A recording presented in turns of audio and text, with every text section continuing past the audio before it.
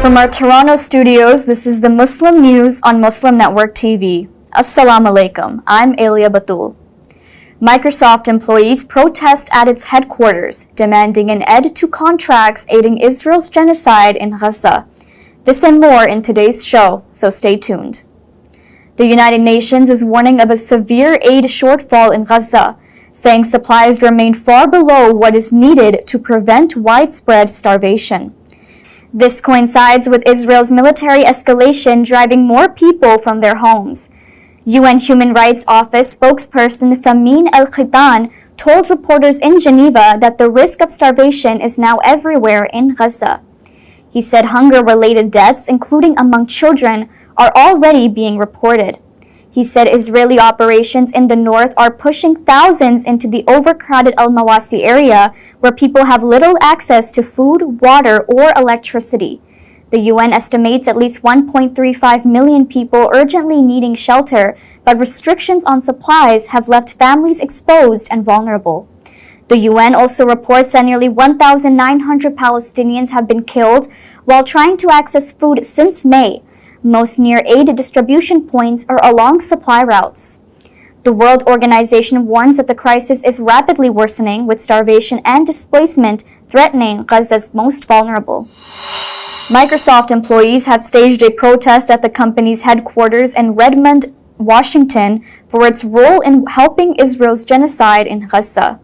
The group, which calls itself No Azure for Apartheid, says the company's systems have been used by the Israeli military in surveillance and attacks on Palestinians there. They are demanding Microsoft cancel contracts with the Israeli army. The protesters were joined by former staff and community members. Approximately 50 people set up tents and banners in the East Campus Plaza, renaming the site Martyred Palestinian Children's Plaza. Protesters declared the plaza a liberated zone and say they will not leave until removed. Organizers called this the largest action yet against Microsoft. In April, 2 staff members spoke out against Microsoft's ties to Israel. Both were later fired. The Nasser medical complex in southern Gaza, the last functioning hospital, is collapsing under Israeli bombardment and blockade.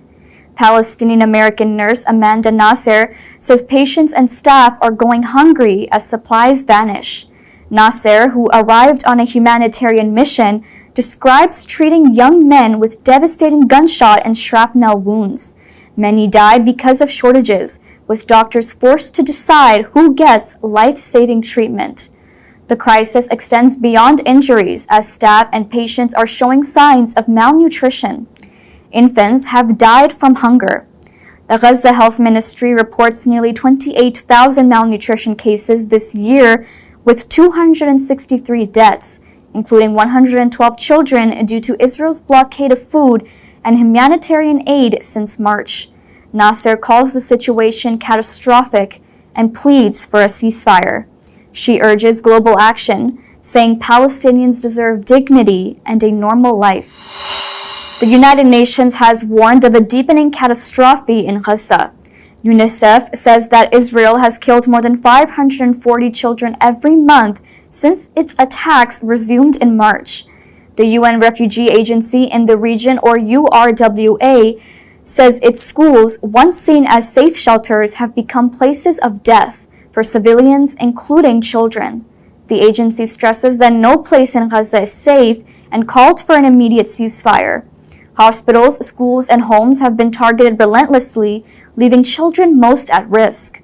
The health ministry reports that famine has killed at least 266 Palestinians, including 112 children, amid severe shortages of aid. Israel's genocide in Gaza has killed over 65,000 Palestinians, mostly women, children, and the elderly. The Trump administration says it will now screen immigration applications for anti-American views, including on social media. U.S. Citizenship and Immigration Services says its officers will expand vetting, flagging applicants who, in their words, despise the country and promote anti-American ideologies. Officials say immigration benefits are a privilege, not a right. The guidance also tells officers to consider whether applicants promote anti-Semitic ideologies. but it does not define what qualifies as anti-American, raising concerns over subjective judgments. The policy is part of the administration's wider crackdown on immigration and visas. Students and academics linked to pro-Palestine campus protests are also facing tougher scrutiny. Observers warn that the new measure could be used to silence dissent and discriminate against applicants for political views. The move marks another step in President Donald Trump's drive to tighten immigration rules ahead of the 2026 midterm election campaign. The Council on American Islamic Relations, or CAIR, and its affiliate CAIR Action have condemned Anti-Defamation League CEO Jonathan Greenblatt. They called his recent attacks on New York mayoral candidate Zohran Mamdani dishonest and Islamophobic. The ADL, or the Anti-Defamation League, is a Jewish advocacy organization. On CNBC, Greenblatt wrongly claimed Mamdani never visited a synagogue. In fact, Mamdani attended a Shabbat service in Park Slope in February. He co-hosted a town hall with Jewish groups in May and joined 2 forums at Congregation B'nai Jeshurun in June. Greenblatt also accused Mamdani of endorsing the phrase, "globalize the Intifada." Mamdani has not used that phrase, and he now discourages others from using it. CAIR Action's Basim Al-Kara warned the remarks could fuel division. He said Muslim public figures deserve fair treatment. CAIR's national leadership called Greenblatt's comments reckless and a distraction from real policy issues.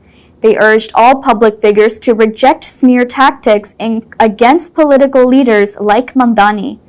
The general election for mayor of New York City will take place on November 4th. The White House joins TikTok as Trump delays the ban, calling the app key to his 2024 win. Details coming up after the break, so stay tuned.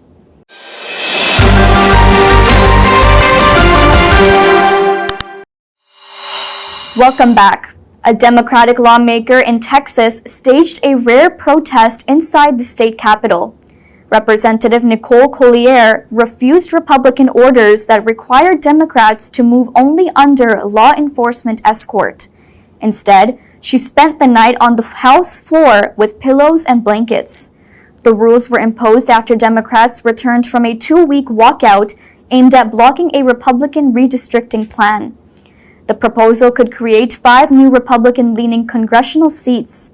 Texas House Speaker Dustin Burrows ordered that Democrats must show written permission slips and accept police escorts to leave the chamber until Wednesday. Most complied, but Collier refused. She shared a photo of her overnight stay on social media, writing that she would not bow to restrictions. Governor Greg Abbott already has Governor Greg Abbott already has called 2 special sessions to push through redistricting. Democrats countered with support from California, which unveiled a map giving them 5 new seats. The Justice Department has opened a criminal investigation into whether Washington police manipulated crime data. The probe follows President Donald Trump's accusation that city officials faked statistics to downplay crime. Federal reports also showed the capital's violent crime rate is lower than in dozens of other U.S. cities. Trump used the claim to justify his takeover of the Washington police force and deployment of federal troops. He wrote online that the city has gone from most unsafe to safest in just days. The investigation will be led by U.S. Attorney for Washington, D.C., Jeanine Pirro, a strong Trump supporter.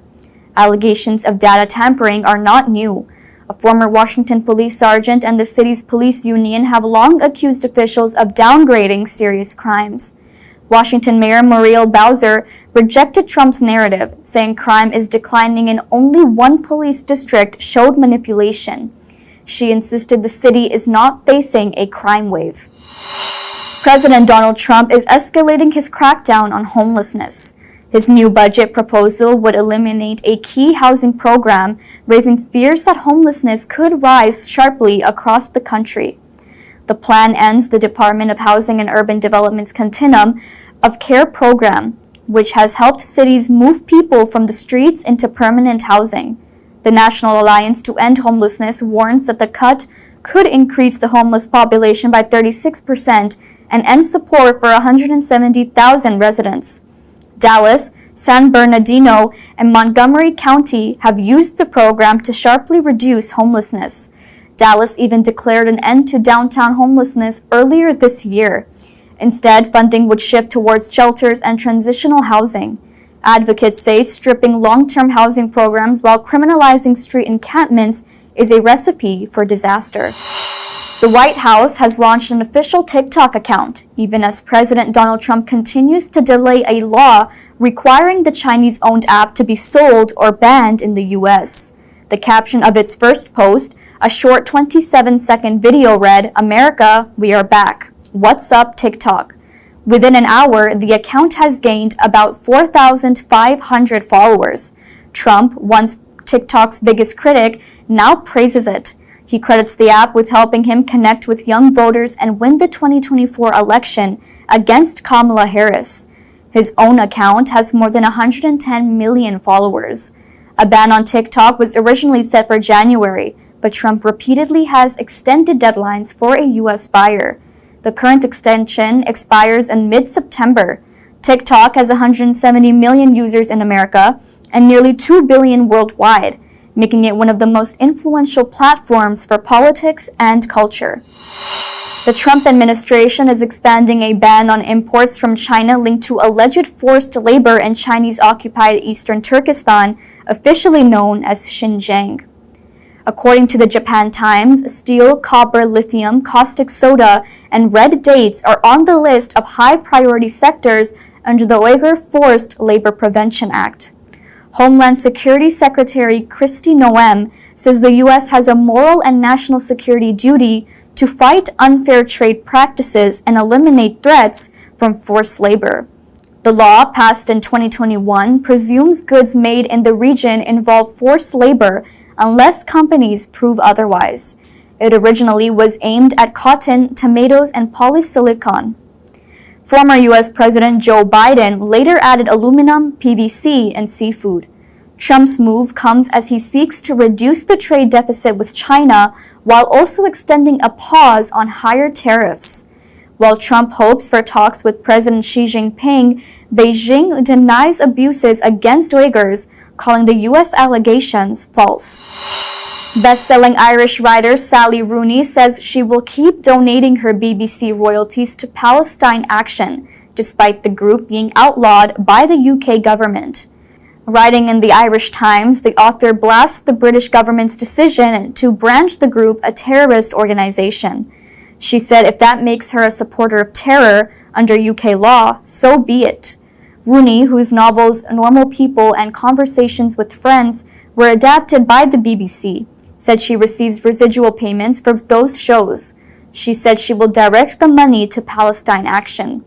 The author said her books remain widely available in Britain and she intends to use her platform to support direct action against genocide.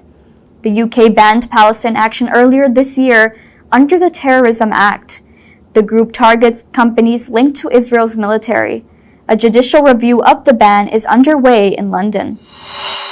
A new study suggests a rare genetic mutation could temporarily protect people from almost any virus. Researchers recreated a deficiency in a gene called ISG15, which keeps the body's virus-fighting proteins constantly active.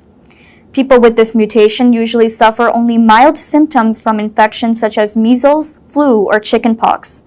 Scientists at Columbia University used technology similar to mRNA vaccines to recreate the effect in lab animals. Mice and hamsters produced 10 powerful proteins that blocked viruses, including COVID-19, without damaging the immune system. The protective shield lasted up to 4 days.